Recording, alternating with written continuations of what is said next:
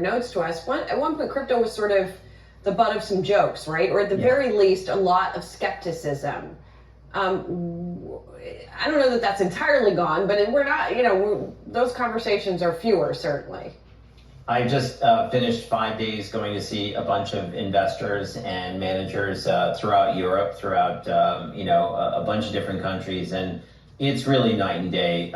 Everybody's taking notes. They're asking due diligence questions about things like custody and implementation and staking yields, really planning to allocate to the asset class. Some of them have Bitcoin in place either as a first step into crypto or along the debasement of the currency type of thesis, but they're all looking to go broader, and they're all looking for ways to sort of capture all this new good news that we're hearing about stable coins and tokenization. There's a lot fewer kind of eye rolls and smirks.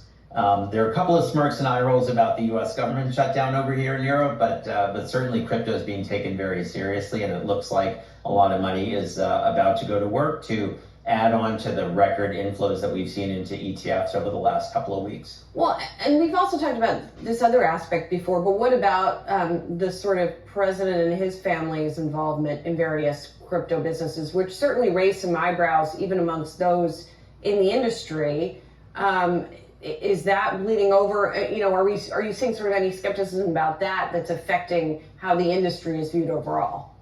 There are institutions that have gained our trust over time, and the stock exchanges like the New York Stock Exchange and the regulatory bodies like the SEC and CFTC basically have led the U.S. financial markets to the dominant position that they have right now.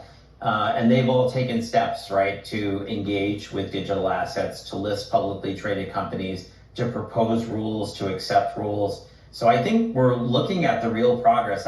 One of the quips in some of the meetings this week was, usually when you see this much regulatory progress in such a short period of time, right, you look over your shoulder and there's a giant financial crisis right behind you, and you're looking to mop up the mess. Not this time. This time, there's a lot of new solid rulemaking and engagement that is just in support of the asset class. So I think investors are focusing on the real progress that's being made. They're also waking up to how stablecoins are going to change a lot of the way we do things day to day, and a lot of how the financial plumbing works. Those stablecoins need blockchains, and right now Ether and Solana are kind of neck and neck as the top two names to sort of win that prize. And so it sounds like you think the momentum is just going to keep going, Andy. The hills are alive.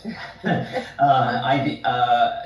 I hear investors who guard and are the guardians of very sticky money and long-term allocations, and I hear the seriousness with which they're taking this, and realizing that, again, just 6 months ago, we were in a very different picture, but all the progress since then has been built on really making foundations for the asset class to flourish.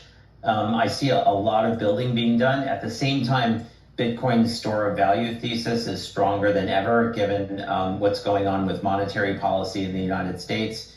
Certainly momentum and sentiment are following that. So, we've also gotten through the first half of October all the way since the other record highs back in August.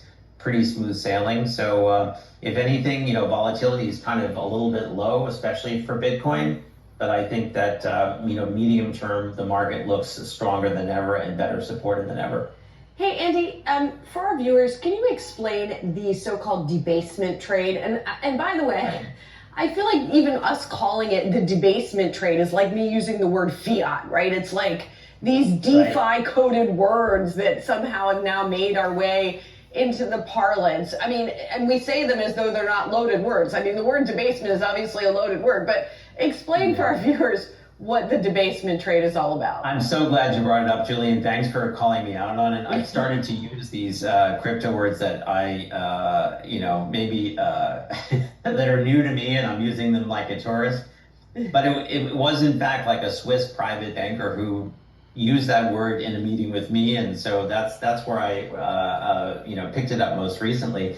Look, people have worries about the strength and the dominance of the U.S. dollar, and you see gold hit 4,000 today for the first time. Gold's been on a tear since mid-August. I think it's the same idea that living in U.S. dollars, U.S. dollar dominance is something that some people feel is at risk right now. And so what do? Do you hop off into another fiat currency or another, sort of central bank supported currency, or do you find another source of hard money to store your value until you think that the dollar is going to resume its place as something whose value will be reliable?